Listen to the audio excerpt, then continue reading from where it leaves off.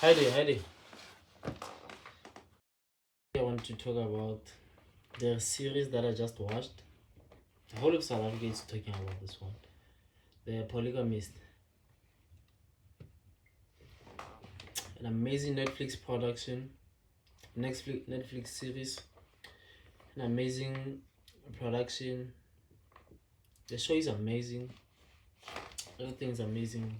Great quality show, great quality acting, and unfortunately for the guy Jonas, I mean, he's known for many roles, but in your life, there'll always be that, as an actor, there'll always be that role that you're known for the rest of your life. And I think this might be that role for him.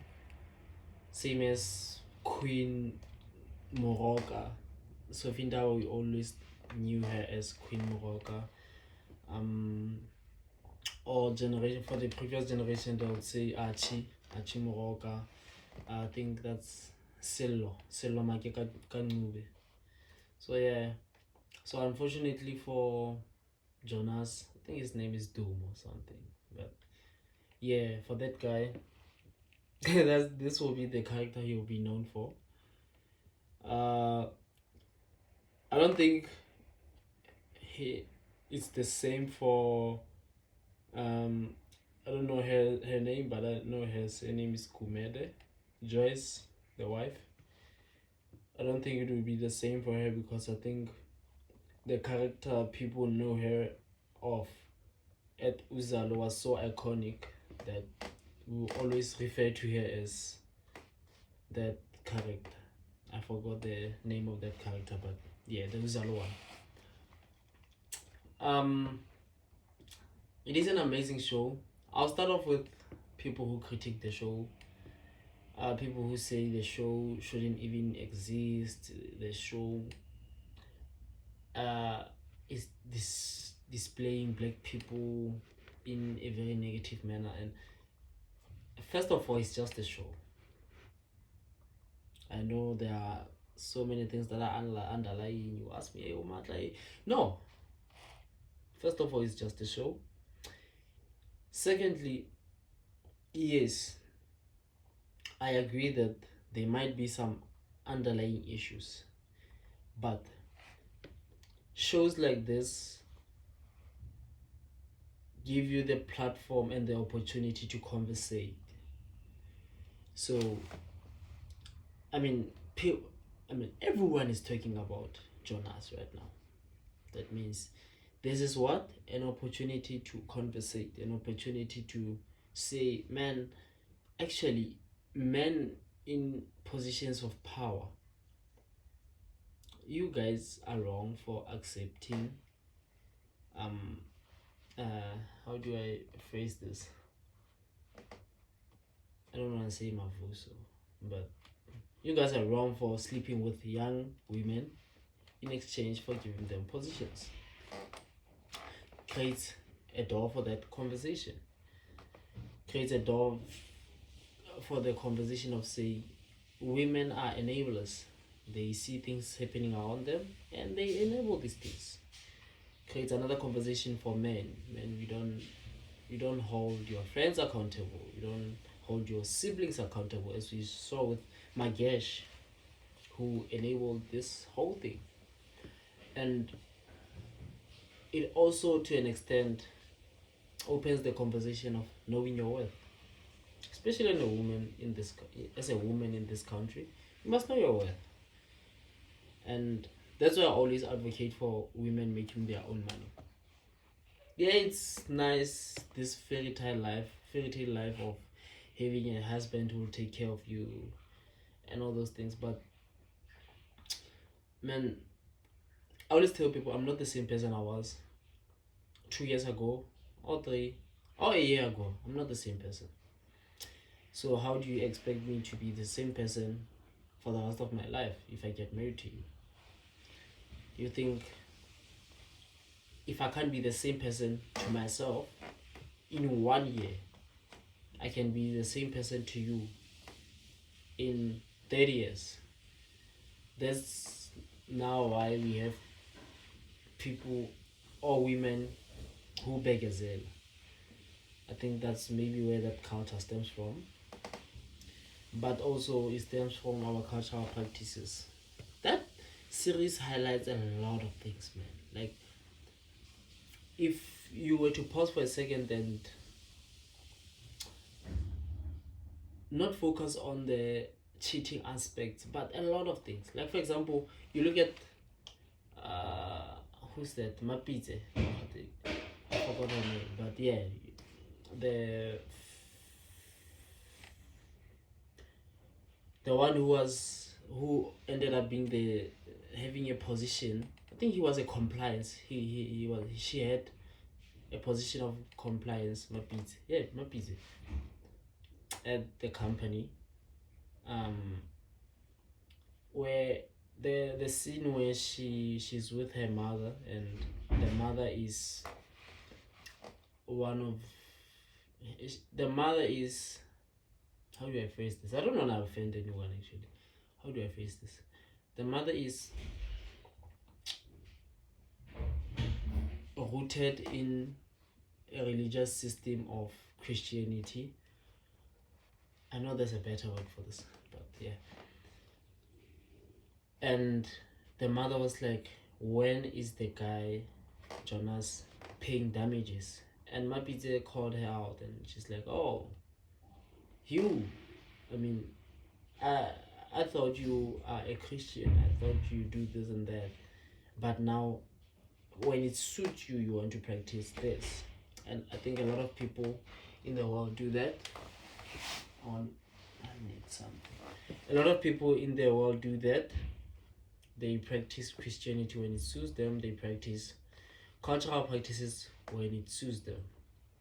I know a lot of people that will say, no, you don't have to praise your ancestors. You don't have to do this culturally.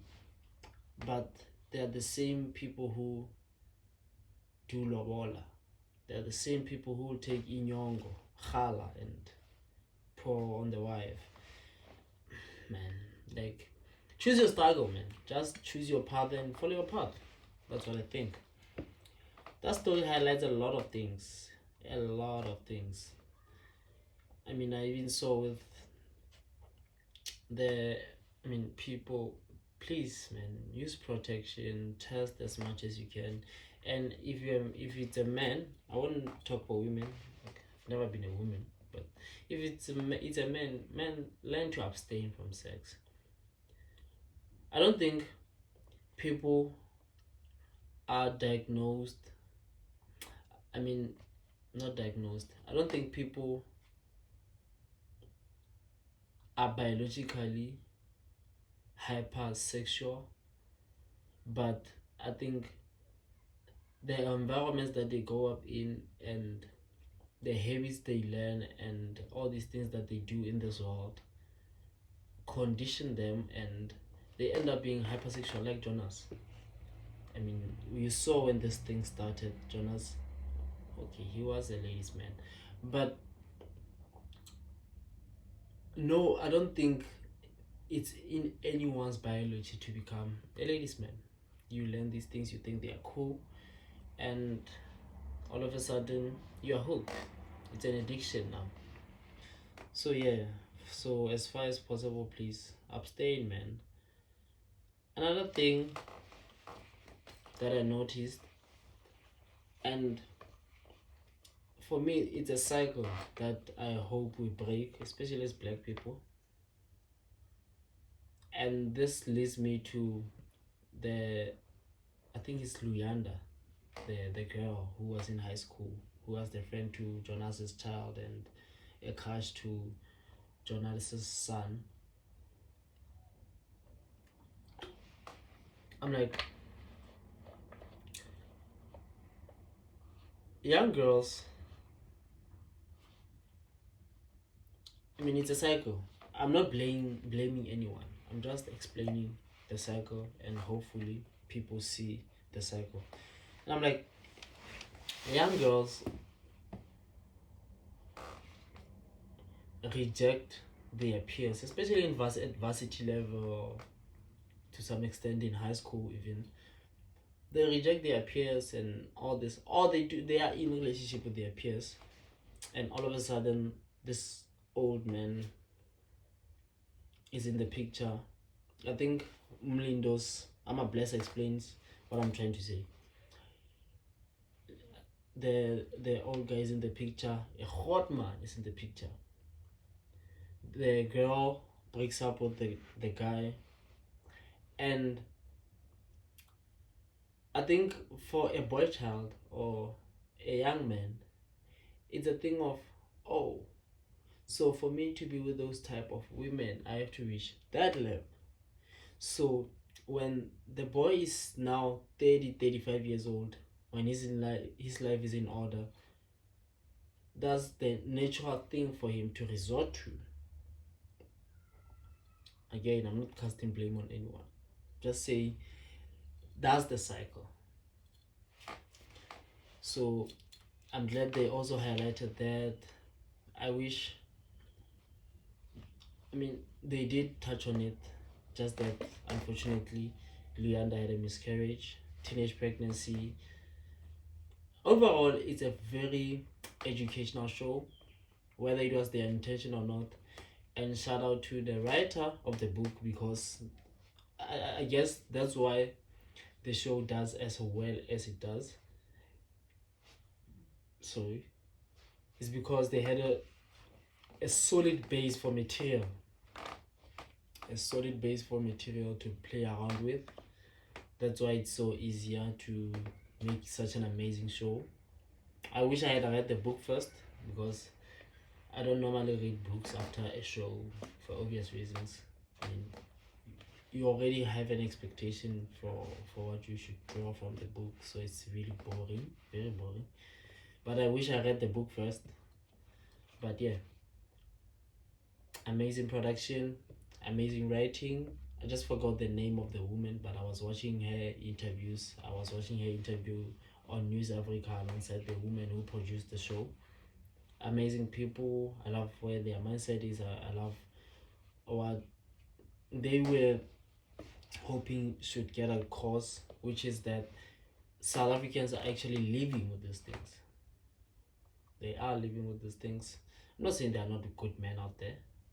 And also, I don't like it when people on social media take it and like they'll just take what happens in a show and push a narrative with it. Like, I just saw this Kenyan guy, he made a post and he was like, oh, so this is how South African men treat their women.